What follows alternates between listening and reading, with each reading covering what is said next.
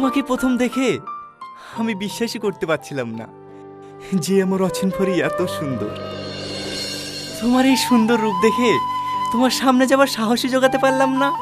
কথায় আছে না, আলো আর আধার কখনোই এক ঘরে থাকতে পারে না। দেখবা, লাইট দিলে অন্ধকার চলে যায়, আর লাইট চলে গেলে আবার অন্ধকার ফিরে আসে। আমাদের জীবনটা অনেকটা ওই রকমই, ফর্সা আর কালো।